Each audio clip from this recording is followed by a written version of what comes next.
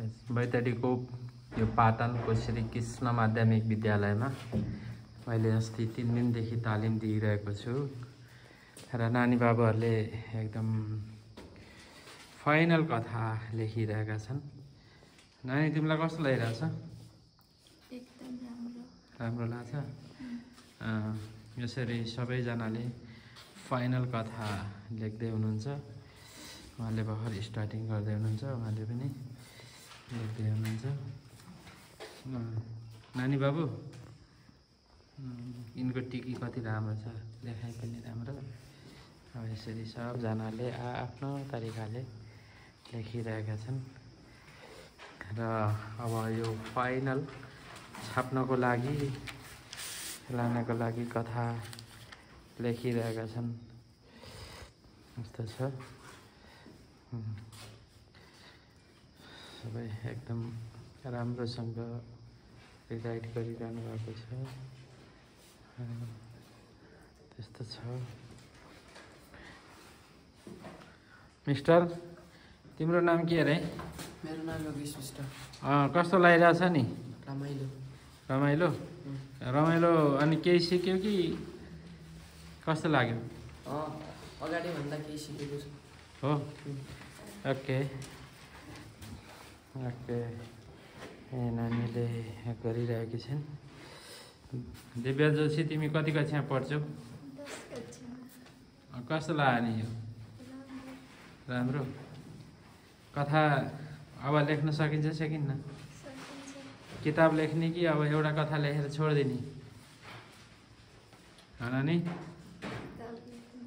लेख्ने। मिस्टर भट्टराई, तिम्रो कथाको जिस्ट के छ अरे? हजुर, एउटा छ नि, केमा परिवर्तन भयो अरे? सोचमा परिवर्तन।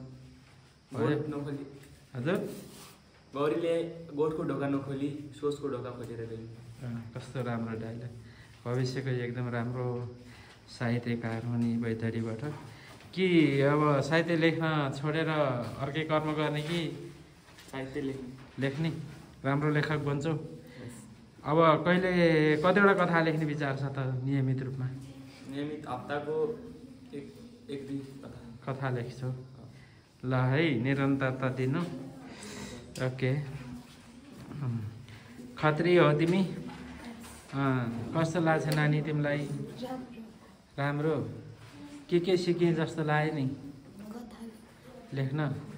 ए, अब कथा लेखिरहने कि लेखिरहने? ल, लेखिरख है। ओके। अनि यी चाहिँ बोहरा हो। कस्तो लाग्छ नानी तिमीलाई? राम्रो। राम्रो।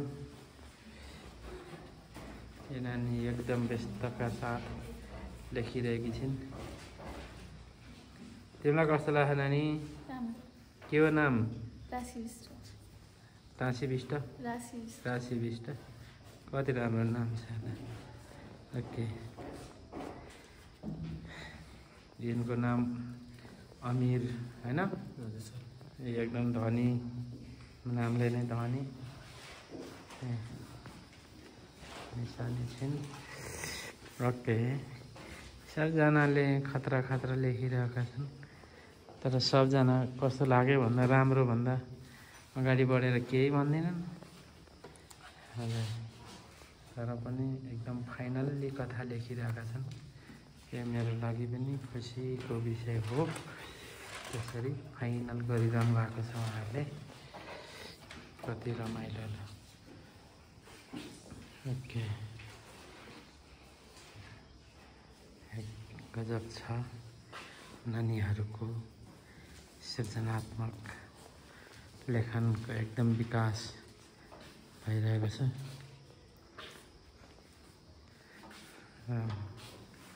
गजब छ।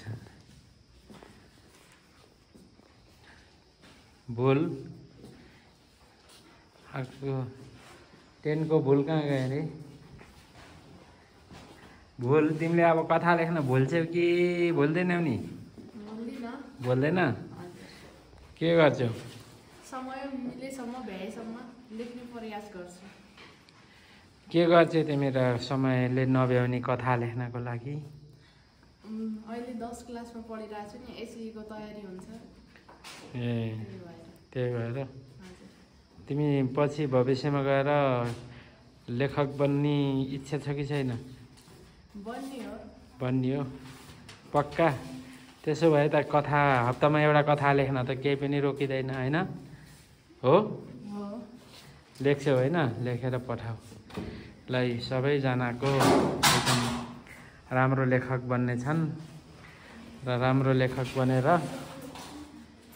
अनि यो बैतडीको पाटनबाट यिनीहरू एउटा चम्किला लेखकको रूपमा उदाउने छन् र सिङ्गो बैतडीको एउटा शिक्षालाई र साहित्यलाई र त्यसको माध्यमबाट यताको एउटा सभ्यतालाई यिनीहरूले एउटा चम्काउने छन् र एउटा सुदूरपश्चिमलाई सुन्दर सुदूरपश्चिमलाई यिनीहरूले हरेक हिसाबले भविष्यमा राम्रोसँग अगाडि बढाउने छन् भन्ने मलाई पूर्ण विश्वास छ।